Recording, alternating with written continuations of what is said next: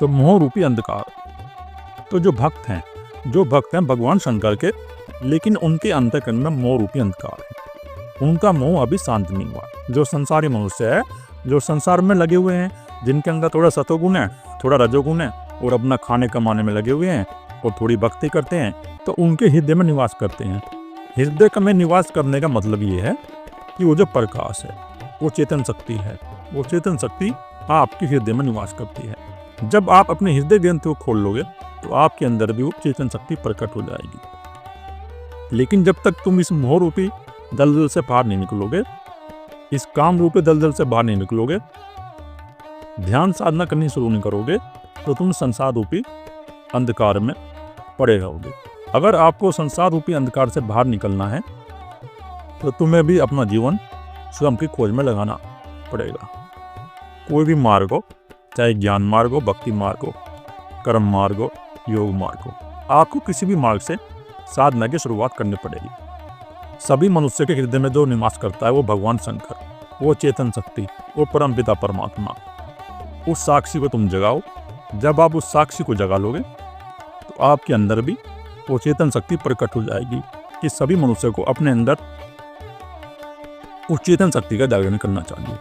उस चेतन शक्ति का जागरण हो जाएगा तो उसका अंधकार खत्म हो जाएगा। अंधकार है ये मोह रूप, ये शोक, ये जो मनुष्य बाहर की वस्तु को प्राप्त करने में लगा हुआ है, ये चिंता जो तुम्हारे मन के अंदर चलती है ना, संसार के भोग्य वस्तु को प्राप्त करने की चिंता निरंतर जो तुम्हारे मन के अंदर चलती रहती है, वो ही अंधकार है। जब तुम्हारे अंदर से ये चिंता नष्ट हो जाएगी, वो स्वयं का प्रकाश प्रकट हो जाएगा, तो फिर आपका मन कोई भविष्य काल की या भूतकाल की कल्पनाओं में नहीं जाएगा। आपका मन एक वर्तमान में स्थिर हो जाएगा। जब आपके अंदर वो चेतन शक्ति प्रकट हो जाएगी कि जो विद्वान है, जो ऐसे विद्वान हैं जिन्होंने पुस्तक पढ़ ली है और पुस्तक पढ़ के अपनी खोपड़ी में ज्ञान का कचरा इकट्ठा कर लिया है, सक्रिय कर लिया है, ऐसे मनुष्य ने कोई ध्यान नहीं किया, कोई मेडिटेशन नहीं किया, कोई साधना की शुरुआत नहीं करी, कोई गुरु नहीं बनाया। गुरु का अर्थ है जो जागा पुरुष है, जिसके अंदर वो चेतन शक्ति प्रकट हो गई है, तो वो अपने से बड़ा विद्वान नहीं मानता। अपने से बड़ा विद्वान वही नहीं मानेगा जो बाहर की पुस्तक पढ़ के अपने खोपड़ी में ज्ञान इकट्ठा कर लेगा, जिसके अंदर कोई प्यास नहीं है, जिसके अंदर कोई लगन नहीं है उस तत्व को जानने की। उसने मान लिया है, वेद पढ़ लिए और बड़ी बड़ी आध्यात्मिक पुस्तक पढ़ ली और पुस्तक पढ़ के ये मान लिया है कि मैं ज्ञानी हो गया। लेकिन ज्ञान का संबंध है भीतर से। जैसे उपनिषद कहते हैं कि ज्ञानी वही है जो अपने अंदर उस शक्ति को प्रकट करेगा, जो अपने अंदर उस तत्व को प्रकट कर लेगा, वही ज्ञानी है, अन्यथा कोई ज्ञानी नहीं है। बाकी सब अज्ञानी है। जो संसार में लगा हुआ मनुष्य है, चाहे वो ज्ञान इकट्ठा कर रहा है, चाहे वो धन इकट्ठा कर रहा है, ऐश्वर्यशाली पुरुष गौ से दूषित है। और जिसके पास ऐश्वर्य है, धन है, पैसा है, संपत्ति है, उसको गर्व है, और अन्य व्यक्ति अज्ञान में डूबे हुए हैं। और जो ऐसे व्यक्ति हैं वे भी अज्ञान में डूबे हुए हैं। तो संसार में मुझे कोई ऐसा व्यक्ति दिखाई नहीं देता कि जो अपनी स्वयं की खोज करे और स्वयं की खोज करके उस तत्व को प्रकट कर ले, जो उस परम पिता परमात्मा के मार्ग में चले और परम पिता परमात्मा के मार्ग में चल के अपने अंदर उस चेतन शक्ति की ज्योति को प्रकट कर ले। मुझे कोई ऐसा मनुष्य दिखाई नहीं दिया। मुझे सब ऐसे मनुष्य दिखाई दिए जो विद्या वाले मनुष्य हैं, वे अपने अहंकार में चूर हैं, और जो पैसे वाले हैं उनको भी गर्व अहंकार है, और जो अन्य व्यक्ति हैं वो भी अज्ञान में हैं। वो अज्ञान में है कि वो अपने बस घर परिवार तक ही सीमित है, बस इतना ही सीमित है उनके लिए कि 2 रोटी कमाएंगे और 2 रोटी कमा के जो धन सक्रिय करेंगे उसे अपने घर में लगा देंगे, अपने बच्चों में लगा देंगे, अपनी पत्नी के यहाँ लगा देंगे। बस इतना ही उनका ज्ञान है, इससे ज़्यादा उनके अंदर कोई ज्ञान प्रकट नहीं है। वो मोह में और अंधकार में पूरी तरह से डूबे हुए हैं। उनके अंदर कोई ज्योति मुझे दिखाई नहीं देती। तो जो ज्ञानी हैं, जो उनकी श्रेष्ठ उक्तियाँ हैं, ब्रह्म ज्ञानी हुए, वो लिख के चले गए, उपनिषद है, तो उनकी जो श्रेष्ठ उक्तियाँ हैं तो उनको कोई पढ़ने समझ में नहीं आएगी। आम आदमी के, चाहे वो कोई मनुष्य है, ये सब पढ़ने का नहीं है, ये है अनुभव का। जो ज्ञानियों की उक्तियाँ हैं वो क्या कह रही हैं? वो ये कह रही हैं अपने अंदर जाओ, अपने भीतर जाओ, अपने स्वयं की खोज में लगो। जब आप अपने स्वयं की खोज में लगोगे तो वो शांति आपके अंदर प्रकट होगी, आप भी उस मन के पार चले जाओगे।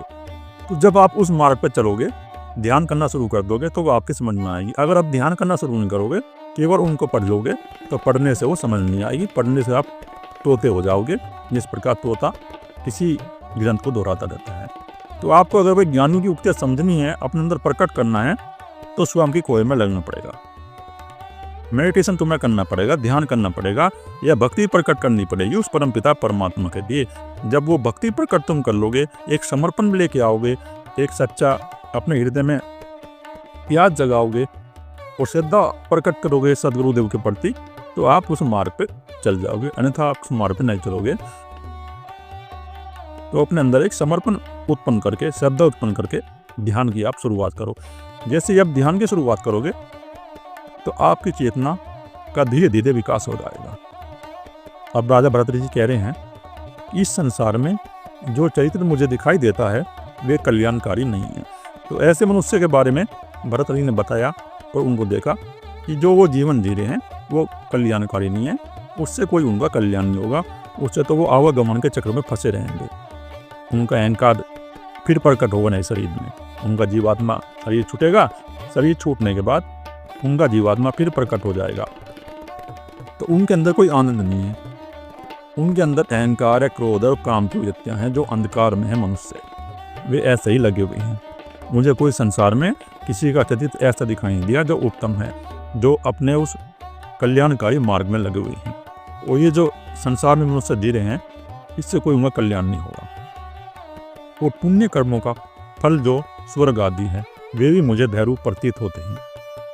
अब राजा भरतरी जी कह रहे हैं कि जो एक मान्यता है इस समाज में, एक धारणा है कि आप पुण्य कर्म करो और पुण्य कर्म करने से आपको स्वर्ग मिल जाएगा, मरने के बाद आप स्वर्ग में चले जाओगे और स्वर्ग में जाके आपको निम्न प्रकार के भोग भोगने को मिलेंगे। लेकिन वो भी मुझे भयरूपी प्रतीत होता है, क्योंकि ऐसा सुना है, ऐसा कोई इस बारे में मुझे पता नहीं, क्योंकि मरने के बाद क्या पता जीवात्मा कहाँ पर कटो।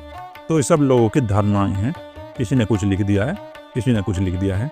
स्वर्ग का मतलब तो यही है, जब तुम्हारे मन के अंदर शांति हो जाए, जब तुम्हारे चित्त के अंदर ये जो वृत्तियाँ उठ रही हैं, काम की, क्रोध की, भय की, मोह की, लोभ की, ये वृत्तियाँ शांत हो जाएगी, वो चेतना का स्तर तुम्हारा बढ़ जाएगा और शक्ति प्रकट हो जाएगी, हृदय में तुम्हारे आनंद हो जाएगा, निर्विचार की अवस्था में तुम पहुँच जाओगे। तो वो स्वर्ग की स्थिति है। स्वर्ग वही है जो मनुष्य अपने भीतर को इन विचारों से खाली कर देगा, जो आनंद पूर्वक जिएगा, तो वही जीता जाता स्वर्ग है। प्रतीक के रूप में जो है ऋषि ने पुराण लिखते थे, इनके अर्थ हैं, इनके अर्थ समझने पड़ते हैं। तो वो भी मुझे भयरूप दिखाई देता है। भरत जी कह रहे हैं कि उसमें मुझे कोई सुख दिखाई नहीं देता। जो लोग कहते हैं कि आप पुण्य कर्म करो, सात्विक कर्म करो, सेवा करो, दान करो, उससे आपको स्वर्ग मिल जाएगा, लेकिन उससे भी कुछ होगा नहीं, उससे भी हमारे चित्त के अंदर कोई शांति तो आएगी नहीं, थोड़ी बहुत देर के लिए आ जाएगी। अगर हम किसी को भोजन करा रहे हैं, किसी की सेवा कर रहे हैं, तो वो शांति हमारे लिए थोड़े बहुत दिन के लिए आएगी, हमारे अंदर को सत्वगुण प्रकट हो जाएगा। लेकिन सत्वगुण प्रकट होने से काम नहीं चलेगा। सत्वगुण प्रकट से हमारे अंदर वो चेतना की शक्ति का विकास नहीं होगा, हमारे अंदर वो निर्विचार अवस्था नहीं प्राप्त होगी। निर्विचार अवस्था, वो शांति की अवस्था, वो आनंद की अवस्था जब प्राप्त होगी, जब हमारे अंदर वो चेतनता की शक्ति प्रकट होगी, अन्यथा कोई हमारे अंदर आनंद प्राप्त नहीं होगा। तो जो आप पुण्य करोगे, संसार में रहकर सेवा करोगे, परोपकार करोगे, गायों की सेवा करोगे, तो उनके अगर आप संचित संस्कार अपने चित्त के अंदर कर लोगे, तो इसका अर्थ ये है कि तुम सतोगुण में आ गए। और सतोगुण के संस्कार तुम्हारे अंदर संचित कर लोगे, चाहे आप कितने भी सतोगुण के संस्कार संचित कर लो, कितनी भी किसी की सेवा कर लो, कितना भी आप दान कर लो, लेकिन अंत में विसर्जन के लिए दुख रूपी है। लेकिन अंत में जब आपकी मृत्यु होगी, तो आप व्याकुल हो जाओगे, आप भयभीत हो जाओगे। ये सेवा तो कर रहे हो, ये दान तो कर रहे हो, लेकिन आपको कुछ पता नहीं, और जिसने आपको बता दिया है वो भी अज्ञानी मनुष्य है। तो शांति तो उसके अंदर उत्पन्न होगी नहीं, उसके अंदर भय रहेगा मृत्यु का। और जिसके अंदर मृत्यु का भय रहेगा, तो वो कोई जागा पुरुष नहीं है। जागा पुरुष की यही पहचान है, जो जब मृत्यु आए, तो मृत्यु आने पर अपना शांति से साक्षी रह के अपने शरीर को छोड़ दे, वही जागा पुरुष है। और जो साधु संत या आध्यात्मिक पति मृत्यु में भयभीत हो रहा है, जिसके अंदर भय प्रकट हो गया, जो व्याकुल हो गया मृत्यु के आने के बाद, तो समझो उसने कुछ प्राप्त नहीं किया, उसने ऐसे ही अपना जीवन नष्ट कर दिया। उसके अंदर कोई ध्यान प्रकट नहीं हुआ, उसके अंदर कोई साधना प्रकट नहीं हुई। साधना और ध्यान जब भी प्रकट होगा तुम्हारे अंदर, जब तुम्हारे अंदर से ये भय की व्यक्ति नष्ट हो जाएगी। और ये भय की व्यक्ति नष्ट होगी जब तुम अपने हृदय रूपी ग्रंथि को खोल लोगे उस चेतना का विकास करके, फिर तुम्हारे जो दुख रूप हैं वे नष्ट हो जाएंगे। अन्यथा आप कितने ही पुण्य कर्म कर लो, राजा भरत जी कह ही रहे हैं कि मैं ऐसे मनुष्य से ही बहुत मिला हूँ कि जो पुण्य कर्म करते हैं, जो सेवा कर रहे हैं, लेकिन उनके अंदर भी विषय वासनाएं जागी हुई हैं, उनके अंदर भी शोक मोह चल रहा है, वो भी द्वंद से पानी है, उनके मन के अंदर भी राग और द्वेष चल रहे हैं। वो बाहर से उन्होंने ठीक है अपने शरीर से सेवा कर रहे हैं, वो सतोगुण में आ गए हैं, लेकिन राग और द्वेष तो उनके अंदर समाप्त नहीं होंगे। वो पूरी तरह से संसार में डूबे हुए हैं, उनके अंदर भी दुख है। अगर उनके घर में या परिवार में थोड़ा भी संकट आएगा तो वो भयभीत हो जाएंगे, वो व्याकुल हो जाएंगे, क्योंकि उनके अंदर कोई शांति प्रकट नहीं होगी है। तो शांति प्रकट तो जब तक आपके अंदर होगी नहीं, जब तक आप मन के पार नहीं जाओगे, ध्यान की शुरुआत नहीं करोगे। तो आपको ध्यान की शुरुआत करनी पड़ेगी अगर अपने अंदर शांति प्रकट करनी है। और शांति प्रकट करने के लिए आपको 1 या 2 घंटे या 3 घंटे ध्यान करना पड़ेगा और अपने मन को वर्तमान में रख के कर्म करने पड़ेंगे। इस प्रकार की जो करा रहा है वो परम पिता परमात्मा करा रहा है। जब आप इस प्रकार की साधना करोगे तो धीरे धीरे कुछ वर्षों में आपके अंदर वो चेतना का विकास होना शुरू होगा। एकदम तो कुछ नहीं होगा इस मार्ग में, क्योंकि ये मार्ग धीरे धीरे इसमें जो है चेतना का विकास होता है। अगर आप समझ लो कि मैं 1-2 महीने साधना कर लूँ और 1-2 महीने में ब्रह्म ऋषि बन जाऊँगा, तो कुछ नहीं होगा। आपको लंबा समय इस अध्यात्म में देना पड़ेगा। सभी मनुष्य ने लंबा समय दिया। राजा भरत जी ने भी 14-15 साल इस मार्ग में लगाए, अध्यात्म मार्ग में, और अध्यात्म मार्ग में लगा के 15-16 साल उन्होंने भी उस तत्व को अपने अंदर प्रकट किया। जब उनके अंदर वो तत्व प्रकट हुआ तो उन्होंने देख लिया। और दुख रूप का अंदर भी होगा ये जो हमारे मन के अंदर शोक और मोह और दुख चल रहे हैं, ये जो हमारे मन के अंदर निरंतर राग की और द्वेष की कल्पनाएं चल रही हैं, ये जब भी शांत होगी, ये जब भी सब नष्ट होंगे, जब वो चेतन की शक्ति हमारे अंदर प्रकट होगी, जब हमारे हृदय ग्रंथों का नाश होगा।